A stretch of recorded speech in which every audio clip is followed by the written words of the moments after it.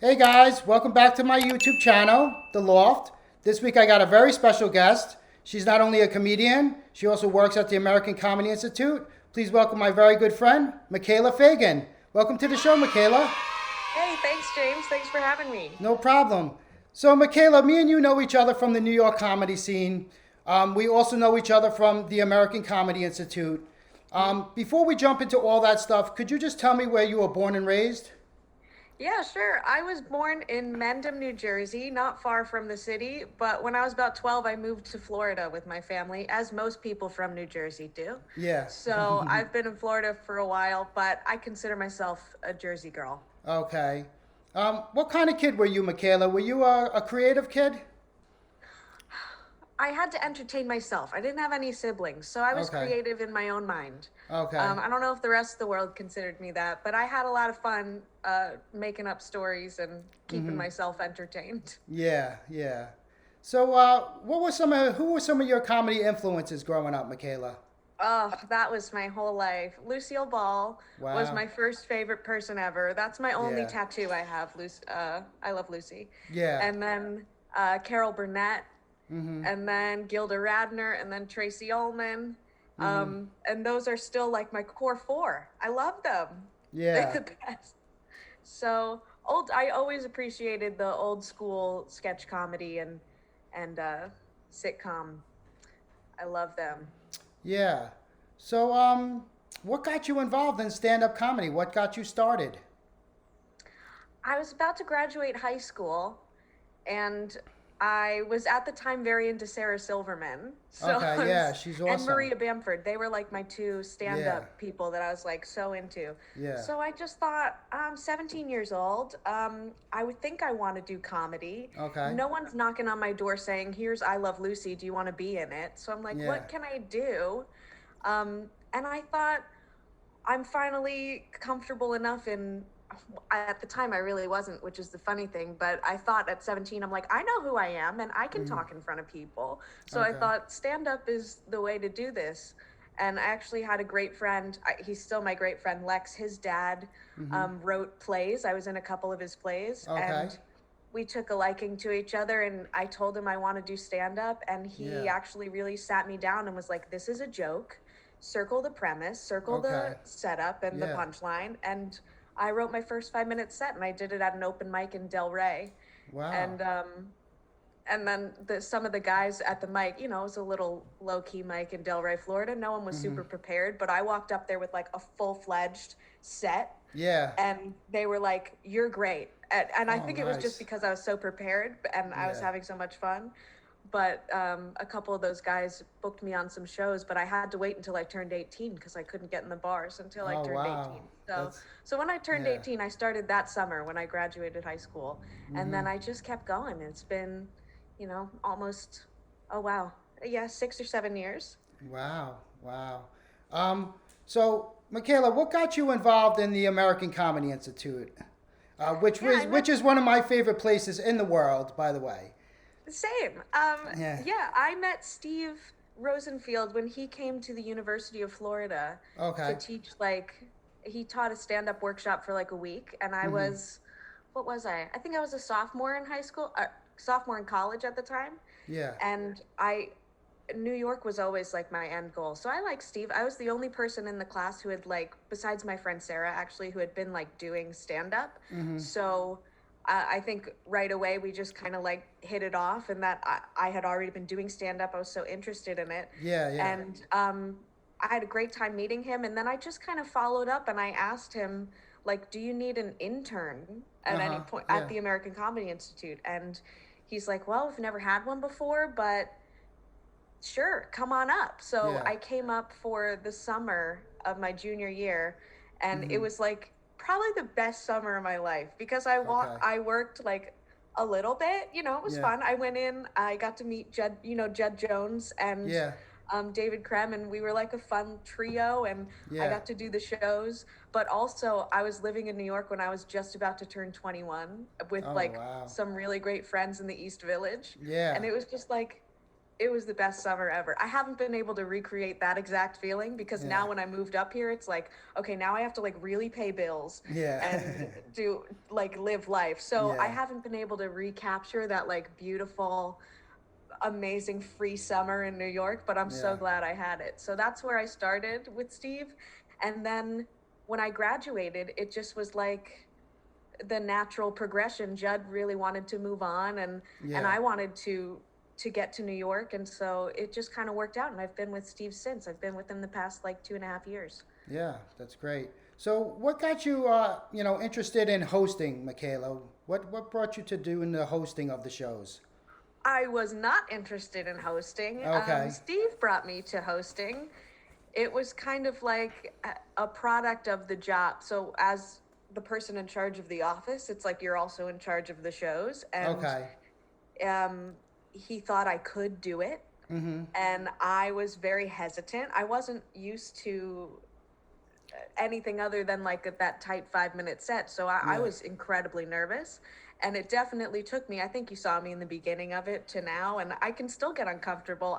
I am positive when we go back to the clubs, I am going to be rough Mm-hmm. because Yeah. Me like it's too. just Me been too. so Yeah. long. Yeah. Yeah, don't you Yeah. feel like I I was feel just like thinking that about it. too. I'm like, Yeah.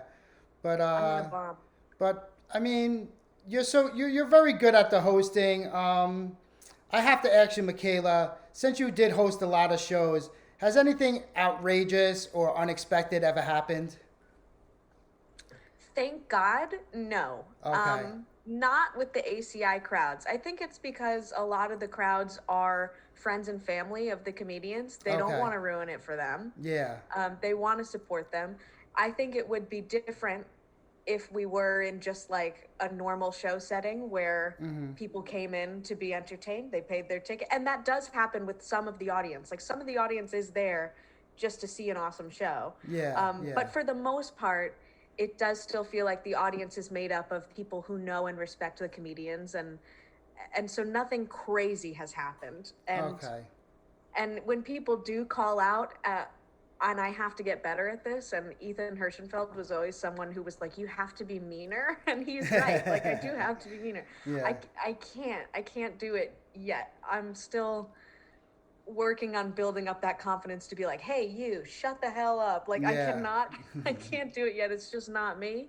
Um, but I'll go up to someone like when there's a comic on stage if they were causing a distraction before, and Mm-hmm. like a school teacher, I'll be like, hey, can you just like keep it quiet, just quiet down. Yeah. I don't do it on stage because I don't like calling out. It's embarrassing when you're in the club, and we've all been, perhaps intoxicated to that point where you're feeling loosey goosey, you want to talk, you're having a good time. Yeah. I don't Yeah. think there's anything Exactly. like wrong with that. Yeah.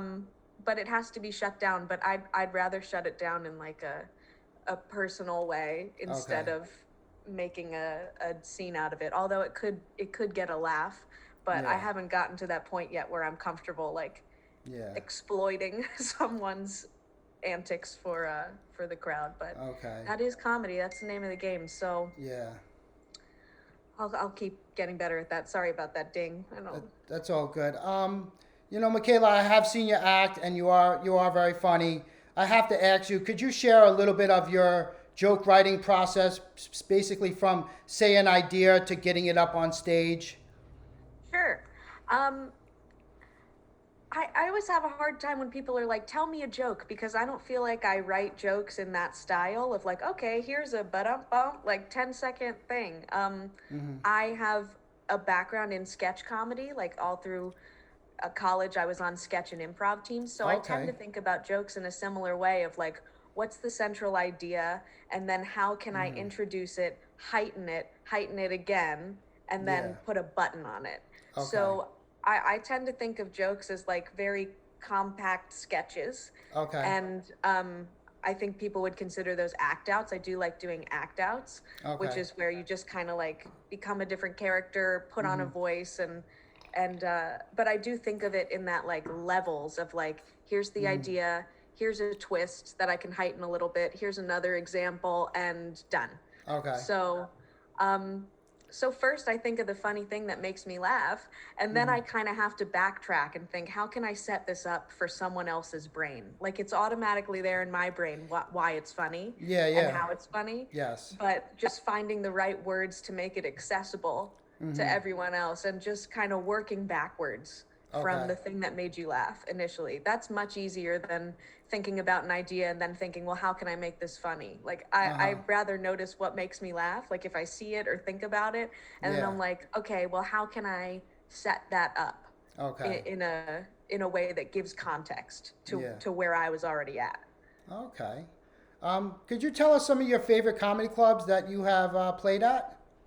Yeah. Well, I love Gotham. There's always a Yeah, me soft too. spot in my heart for Gotham, Yeah. especially because of, I love the location of Gotham, Yeah. um, on 23rd Street between 7th and 8th. So it's Yeah. like, it's right next to the Chelsea Hotel, like the iconic Yeah. Chelsea Hotel. Yep. And it has that old school, red carpet feel to it. I really appreciate the way they've kept that club looking because it's Yeah. just really classic. Yeah. Yeah, Um, it is. and I really like the stage at Stand Up New York. It's intimidating because it's like elevated Uh-huh. so much. Have you been on that one, the I wooden haven't I stage? haven't been there. That's like one of the few clubs that I haven't been at. I've been all over the city, but that one I haven't been at. But They I hear will good things. survive. Yeah, yeah. So, That's a cool stage, but yeah. sometimes I haven't been there when they've packed out the room. Oh no, I have. Um, Mm-hmm. they they put people like right at the stage, like the stage is their table. Okay. So that can be kind of weird, but I do love the layout of the room. Like you can just kind of look and you see everyone in like one sweep, which is Yeah. cool. So I love Stand Up New York. That's a great location too, Upper West Side. Uh, it's about the location for me because it's like when you get out of the club after you do the set, like where are you? In the Yeah, city, yeah. where are you?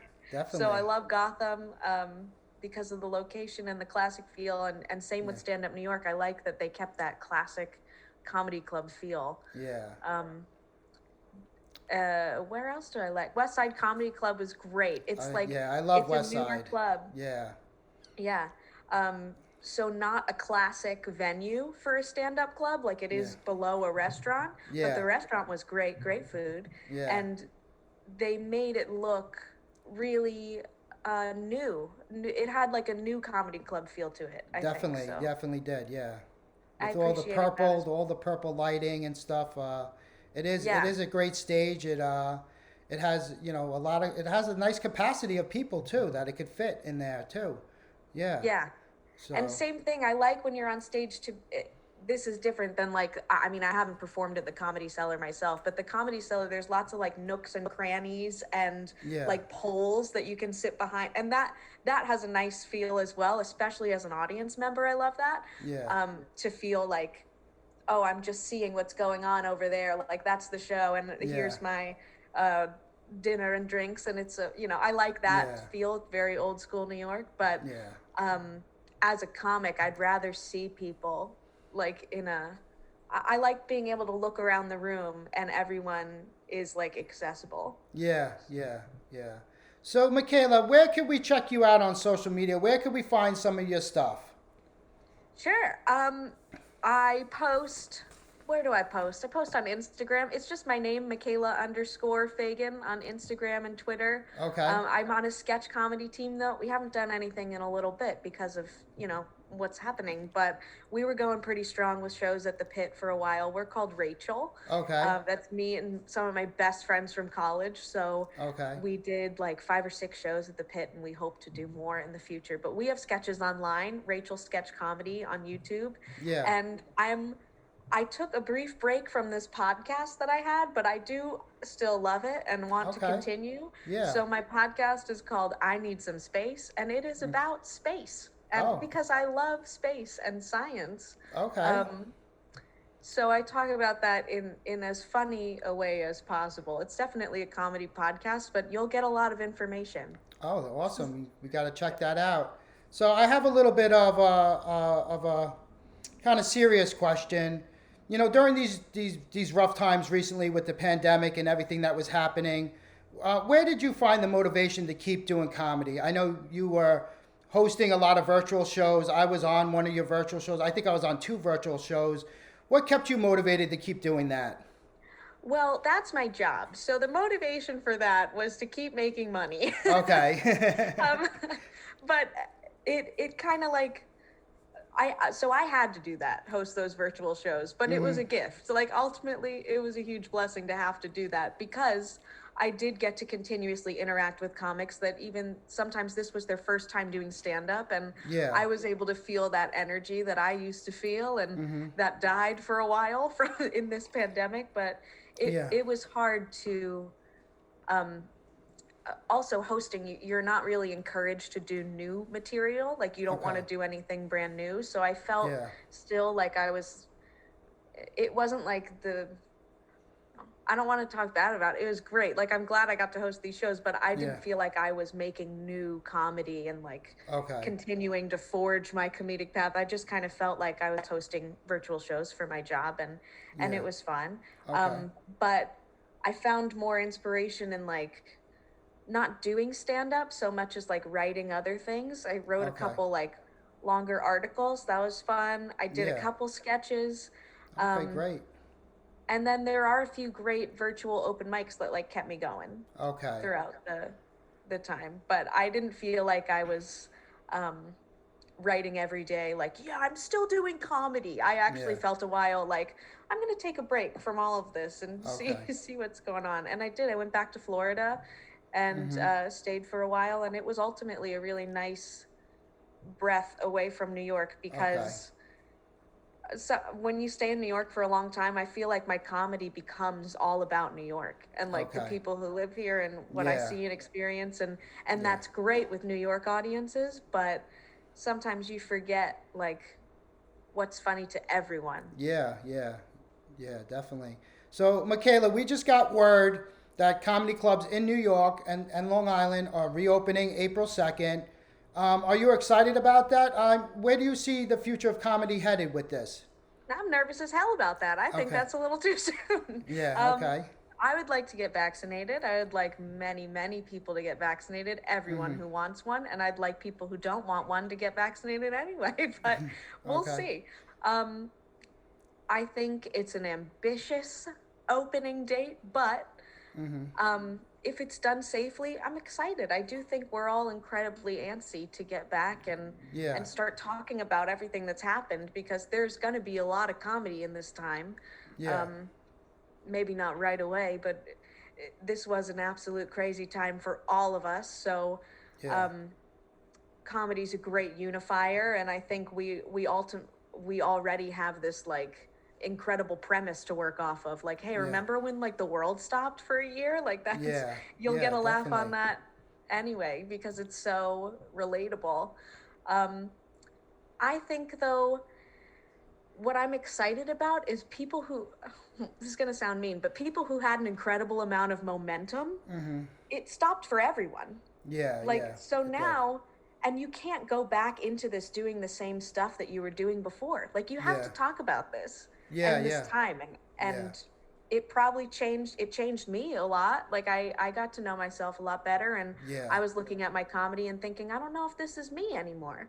I Okay. have to Yeah. kind of rethink this. Yeah. And I'm excited to see not only what I do with that, but what everyone does. Like, I think it's going to be a really interesting time to go back and see people that you really liked before, you really liked their stuff, what they Yeah. do with Yeah. this. And I think it's going to separate people. I think there's going to be a new hierarchy because it's not, well, I don't want to call it a hierarchy either. What am I saying? Well, I But know when I had to do a virtual show, I just wrote all new bits. I just wrote all new bits. I started talking about my wife, which I was recently married, so I just brought my wife into my act, and I yeah, started writing all completely new bits. And some was touching a little bit on the pandemic, but mostly was just about my life again and stuff like that. Um, my next question, Michaela, is I know you're young, but what advice would you give someone starting out today in comedy, a young person, maybe a female? What advice would you give them, entering maybe just even the entertainment industry altogether? What advice would you give them?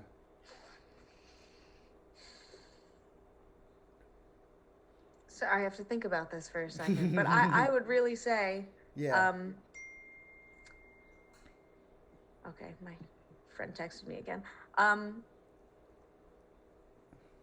don't let anyone tell you that what you have to say is not important, Okay. especially women. Yeah. Like, don't overthink. If you think it's funny, just say it. Like, it's okay. Yeah. Like, someone might, and you can let audiences determine if it's funny in the future, but don't stop yourself from Okay. writing something or saying something that Yeah. you think is a good joke. Yeah. Because I think women, especially, whenever we're trying to write, like, this is my opinion, or like, this is what I want to say, Yeah. we stop ourselves. Okay. And you definitely should let audiences determine if it's funny. Like, obviously, don't keep doing a joke if it's just not working. Yeah. But don't let it stop you from trying anything. Okay. Like, just try it. Yeah. Because I'll stop myself mid joke, even writing it. I'll just be like, no, it's not good. It's not good. It's not good. Yeah. It'll Yeah. be good to someone. Like, Yeah. and if it's not, you'll figure that out later. But like, just write it and do it, because Okay. no one can tell you to not. I'm not saying this in the best way that I wanted to, but essentially, get up there and say what you want to say. Yeah. Because Be yourself. Be yourself. be yourself, yeah. Even if you're a 17-year-old girl, like when I was, like, I think looking back on it now, I'm like, oh God, I didn't know who I was. Why was I talking on stage? But like, people stopped and listened, and they laughed, and Yeah. they liked me. And Yeah. it's because I was confident about what I was saying at that time. So Yeah. be confident, even if you have to fake it a little bit, because you'll grow Yeah. into that confidence that you create for yourself. Wow, great advice, Micaela. I have one more question, and it's kind of a fun question, Micaela. If you could sit down with anybody in the entertainment industry, anybody at all, and just have a conversation with and just have a talk, who would that person be right now? Oh my God. Oh my God. This is a really hard question. Right now, in my life, right now, Yeah. I want to talk to Fran Lebowitz. Okay. All right. She's like my current person that I'm like, why did I not know about you before? I want to Yeah. be exactly like you. So Okay. I'd probably talk to her. Oh, awesome. Awesome. Well, thank you so much, Micaela, for doing the show, for being on the Loft. You were a great sport. I got to pick your brain a little bit. Guys, you could check Micaela out on Instagram. You could also follow me on Instagram. Also, remember to click like and hit subscribe, and we will see you next week. Thanks again, Micaela, for being on the show. It was great seeing you. Thank you, James. Good seeing you too. All right, I thanks, hope to see you in Micaela. person soon. Yes, yes. I hope we do a show very soon. Yeah. All right, guys. Thank you for tuning in. We'll see you next time. Bye-bye. Bye. Bye.